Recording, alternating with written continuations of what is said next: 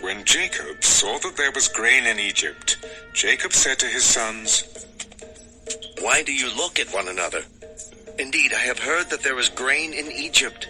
Go down to that place and buy for us there, that we may live and not die." So Joseph's 10 brothers went down to buy grain in Egypt. But Jacob did not send Joseph's brother, Benjamin, with his brothers, lest some calamity befall him.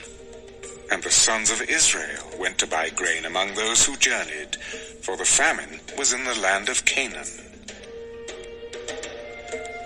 Now Joseph was governor over the land, and it was he who sold to all the people of the land. And Joseph's brothers came and bowed down before him, with their faces to the earth. Joseph saw his brothers and recognized them, but he acted as a stranger to them and spoke roughly to them. "Where do you come from?" "From the land of Canaan to buy food." So Joseph recognized his brothers, but they did not recognize him. Then Joseph remembered the dreams which he had dreamed about them. "You are spies. You have come to see the nakedness of the land." "No, my lord, but your servants have come to buy food." "We are all one man's sons. We are honest men. Your servants are not spies." "No, but you have come to see the nakedness of the land." "Your servants are 12 brothers, the sons of one man in the land of Canaan. And in fact, the youngest is with our father today, and one is no more." "It is as I spoke to you, saying you are spies. In this manner you shall be tested. By the life of Pharaoh, you shall not leave this place unless your youngest brother comes here. Send one of you, and let him bring your brother, and you shall be kept in prison, that your words may be tested to see whether there is any truth in you. Or else, by the life of Pharaoh, surely you are spies." So he put them all together in prison 3 days. Then Joseph said to them the 3rd day,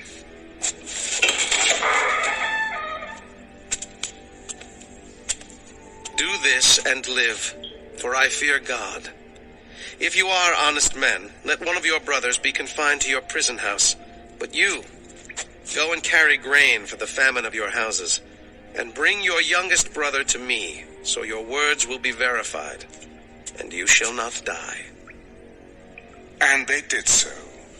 Then they said to one another, "We are truly guilty concerning our brother, for we saw the anguish of his soul when he pleaded with us, and we would not hear. Therefore, this distress has come upon us." And Reuben answered them, "Did I not speak to you, saying, 'Do not sin against the boy,' and you would not listen?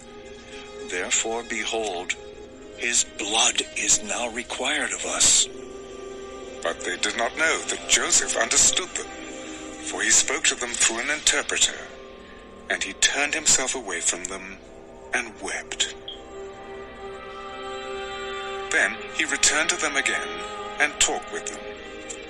And he took Simeon from them and bound him before their eyes. Then Joseph gave a command to fill their sacks with grain, to restore every man's money to his sack, and to give them provisions for the journey. Thus he did for them. So they loaded their donkeys with the grain and departed from there.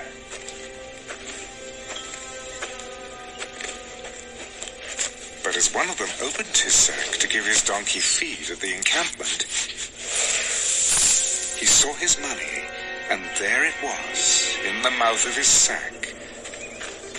"My money has been restored, and there it is, in my sack." Then their hearts failed them, and they were afraid, saying to one another, "What is this that God has done to us?"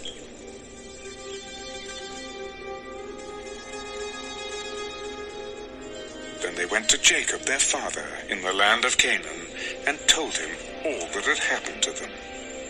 "The man who is lord of the land spoke roughly to us, and took us for spies of the country. But we said to him, "We are honest men. We are not spies. We are 12 brothers, sons of our father. One is no more, and the youngest is with our father this day in the land of Canaan." Then the man, the lord of the country, said to us, "By this I will know that you are honest men. Leave one of your brothers here with me. Take food for the famine of your households, and be gone. And bring your youngest brother to me, so I shall know that you are not spies, but that you are honest men. I will grant your brother to you, and you may trade in the land." Then it happened as they emptied their sacks, that surprisingly, each man's bundle of money was in his sack. And when they and their father saw the bundles of money, they were afraid. And Jacob their father said to them, "You have bereaved me. Joseph is no more, Simeon is no more, and you want to take Benjamin. All these things are against me." Then Reuben spoke to his father. Kill my 2 sons if I do not bring him back to you. Put him in my hands, and I will bring him back to you. "My son shall not go down with you, for his brother is dead, and he is left alone. If any calamity should befall him along the way in which you go, then you would bring down my gray hair with sorrow to the grave."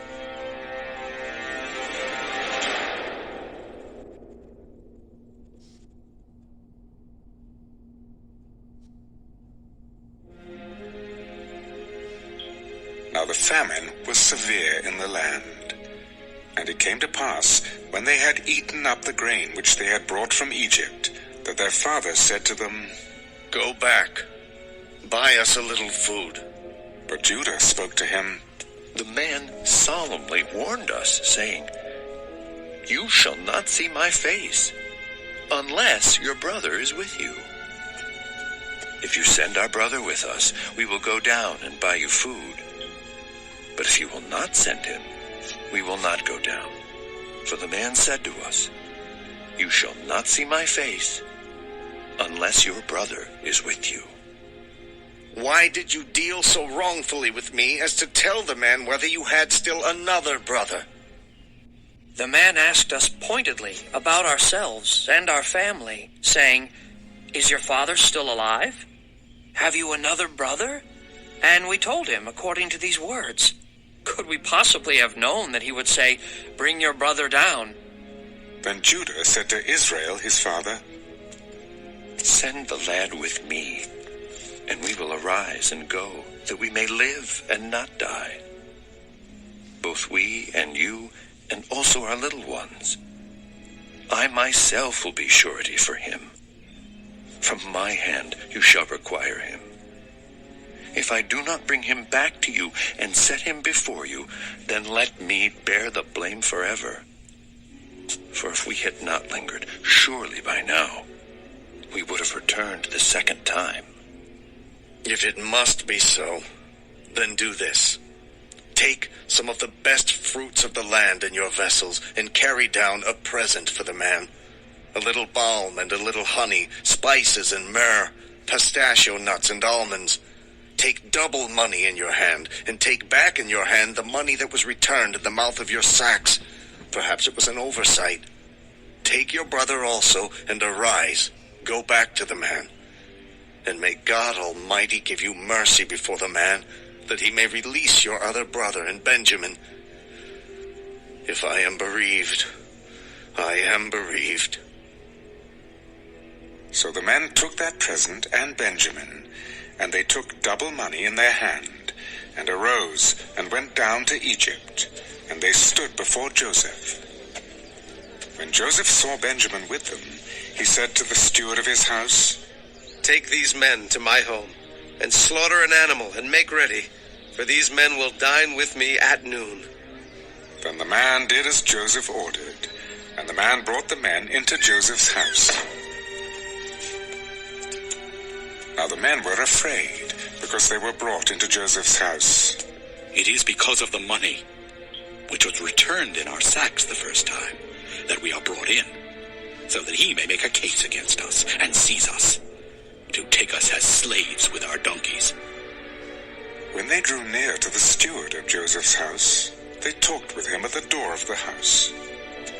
Oh, sir, we indeed came down the first time to buy food, but it happened when we came to the encampment that we opened our sacks, and there, each man's money was in the mouth of his sack, our money in full weight.